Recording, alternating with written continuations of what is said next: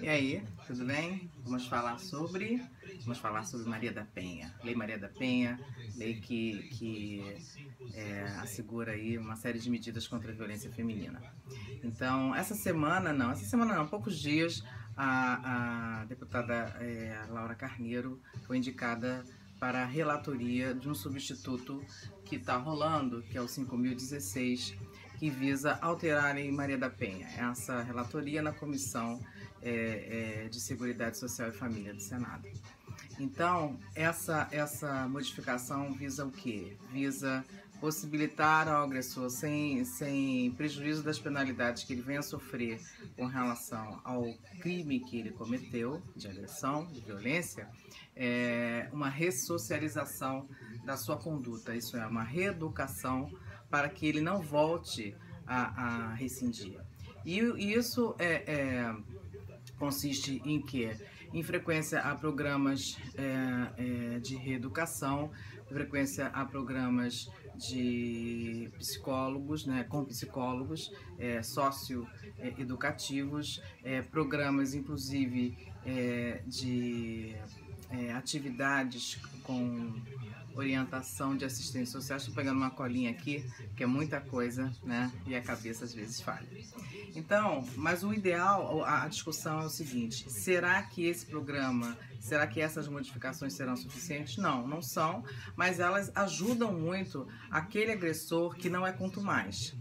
E o que eu estou falando do agressor que não é contumaz? É aquele agressor que eventualmente, num rompante de fúria, numa situação extrema, agrediu uma mulher. Essa reeducação vai funcionar bem para esse cara.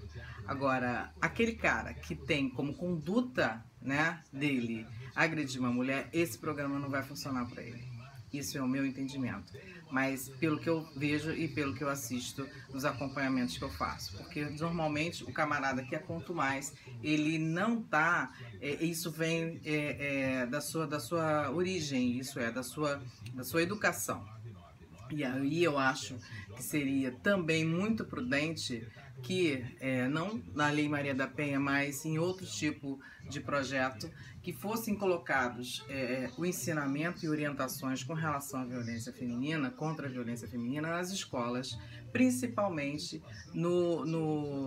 na formação. Por quê? Dos alunos, dos meninos. Por quê? Porque quando você orienta seu filho que ele tem que tratar a coleguinha dele com respeito, com dignidade, né? Não deixá-la em situação de desconforto, de constrangimento, você está, na verdade, impedindo que ele venha a ser um adulto abusivo. Parece que não, mas é verdade. Todo homem que tem um comportamento abusivo, que é um agressor de mulheres, ele começou com esse comportamento abusivo lá atrás. Só que ninguém percebeu ou ninguém deu atenção a isso, né?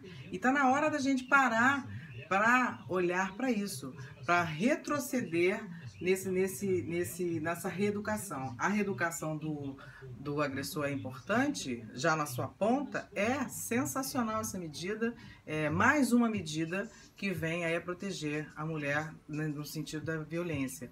Mas ela precisa ser muito mais profunda, essa reeducação. Essa reeducação precisa ser social. E como é que ela se dá? Ela se dá através de programas de incentivo a falar sobre o assunto, a falar sobre como um homem, como um menino não pode tratar uma colega, como um homem não pode tratar uma mulher.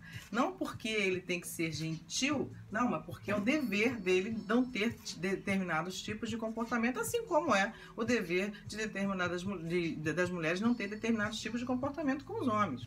Mesma coisa, né?